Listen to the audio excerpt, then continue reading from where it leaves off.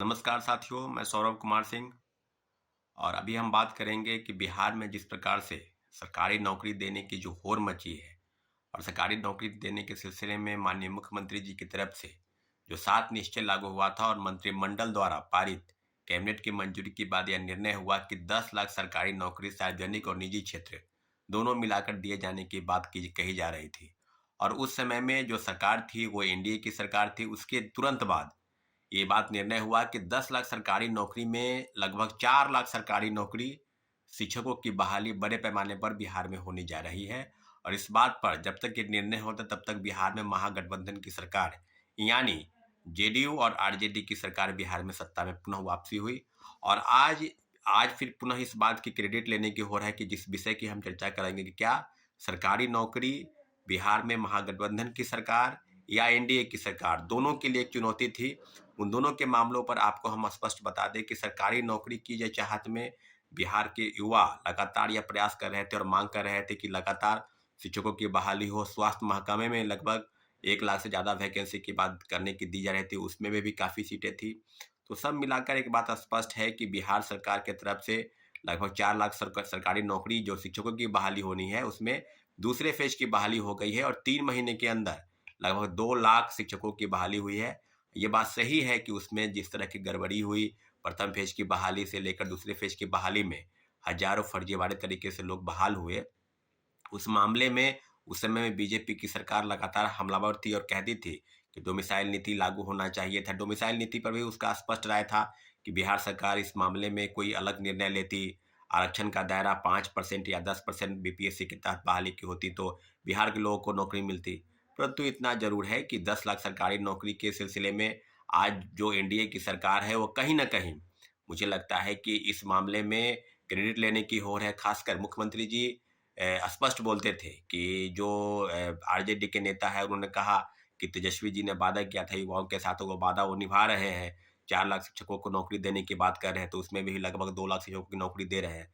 परंतु जो सच्चाई है वो ये कि अभी तक लगभग 1.5 लाख से या ज़्यादा 2 लाख 1,20,000 प्रथम फेज, 1,20,000 द्वितीय फेज की बात कर रहे थे।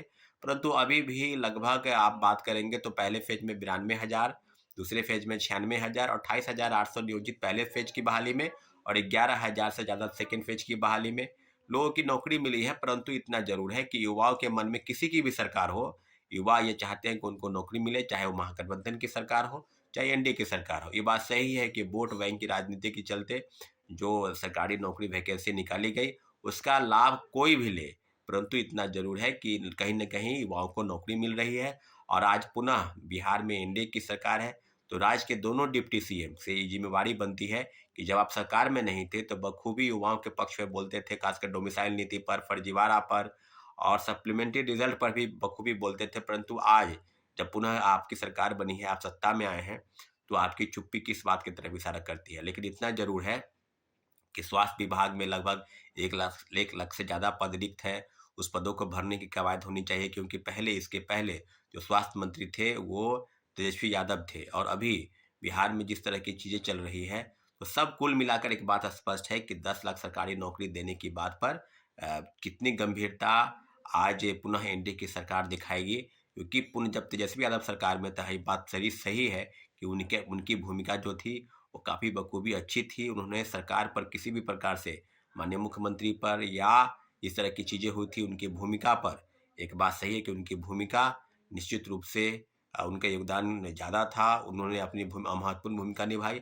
सारे बिंदुओं पर इतना ज़रूर है कि सरकारी नौकरी की बात पर क्रेडिट लेने की होड़ थी और इसी क्रेडिट लेने की होड़ में बड़े पैमाने पर फर्जीवाड़ा भी हुआ। और आने वाले समय में सरकार क्या करेगी, आगे किस तरह की बातें होगी, परंतु 4 लाख सरकारी शिक्षकों की जो बहाली हो रही है उसमें तीसरे फेज की बहाली का भी फॉर्म आज से अप्लाई होना है।